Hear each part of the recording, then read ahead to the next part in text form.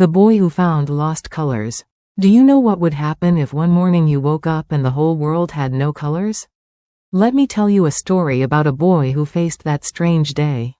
There once lived a boy named Kael. He was 11 years old, with a curious heart and a love for drawing. Kael never went anywhere without his little sketchbook and pencils. He loved colors more than anything: blue skies, green leaves, red apples, and golden sunbeams. But one morning, when Kael opened his eyes, he froze. Everything around him had turned gray. His bed, his room, the garden outside, nothing had color. It was as if someone had stolen all the shades from the world. What happened? Where did the colors go? Kael whispered, frightened. He ran outside. People were shouting. Flowers looked dull, the sky was a pale gray sheet, and even the birds seemed unhappy. Kael opened his sketchbook, but to his shock, even his drawings had lost their colors. Suddenly, a tiny sparkle floated in front of him. It was a glowing brush with wings. "Kael," the brush spoke, "I am Chromis, the guardian of colors. The world has lost its colors because people stopped caring about beauty. They stopped noticing the little things, like flowers, sunsets, and even rainbows. Now, colors are fading away." Kael asked nervously, "Can we bring them back?" Chromis fluttered, "Yes, but it won't be easy.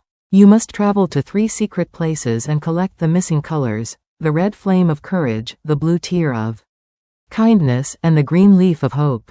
Only then will the world shine again." Kael took a deep breath. "I'll do it." First, Chromis guided Kael to a dark cave. Inside, a giant shadow blocked the way. Kael trembled, but he remembered Chromis's words.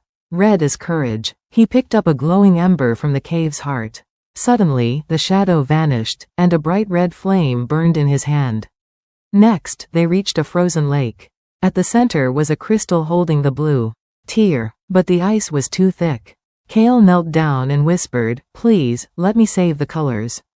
His kindness melted the ice, and the tear floated into his hand, glowing blue. Finally, Kael climbed a mountain where a tree stood, dry and lifeless. "The green leaf of hope is here," Chromis said softly. Kael gently touched the tree and whispered, "Don't give up. You can live again." Slowly, a single green leaf grew and fell into his palm.